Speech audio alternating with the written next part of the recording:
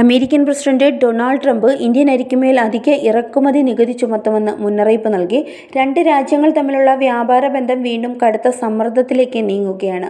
ഏറെക്കാലമായി അമേരിക്കൻ കർഷകർ ഉയർത്തുന്ന ഒരു പ്രധാന പരാതിയാണ് ഇന്ത്യൻ അരി വളരെ കുറഞ്ഞ വിലയ്ക്ക് വൻതോതിൽ അമേരിക്കൻ വിപണിയിൽ എത്തുന്നതിനാൽ തദ്ദേശീയ നെല്ല് കർഷകർക്ക് നഷ്ടമുണ്ടാകുന്നു എന്നുള്ളത്. ഈ പശ്ചാത്തലത്തിലാണ് വൈറ്റ് ഹൗസിൽ നടന്ന കർഷകർക്കുള്ള സഹായ പ്രഖ്യാപന പരിപാടിയിൽ ട്രംപ് ഈ തീരുമാനം അറിയിച്ചത്.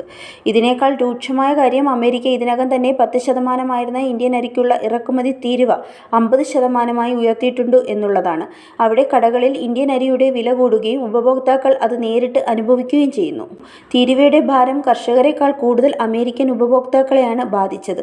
ട്രംപിന്റെ ഈ പുതിയ ഭീഷണി അമേരിക്കൻ കർഷകർക്ക് ആശ്വാസമാണെങ്കിലും ഇന്ത്യ അമേരിക്ക വ്യാപാര ബന്ധത്തിൽ വിള്ളലുണ്ടാകുമെന്ന ആശങ്ക ഉണ്ടാകുന്നുണ്ട്. റഷ്യയിൽ നിന്ന് ഇന്ത്യ വാങ്ങിയ എണ്ണയുടെ പേരിൽ അമേരിക്ക ഇന്ത്യക്കെതിരെ കർശന നടപടികൾ സ്വീകരിച്ച സമയത്താണ് ഈ പുതിയ വിമർശനവും നികുതി ഭീഷണിയും ഉയർന്നിരിക്കുന്നത്.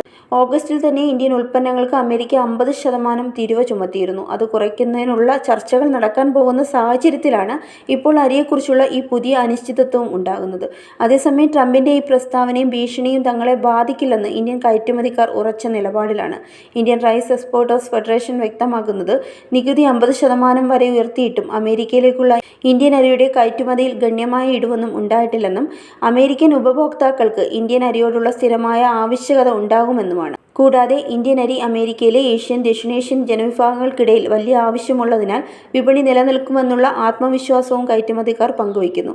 ട്രംപിന്റെ പ്രഖ്യാപനങ്ങൾക്ക് പിന്നിൽ അടുത്ത വർഷം നടക്കുന്ന അമേരിക്കൻ ഇടക്കാല തെരഞ്ഞെടുപ്പ് ഒരു പ്രധാന ഘടകമാണെന്ന് നിരീക്ഷകർ കരുതുന്നു.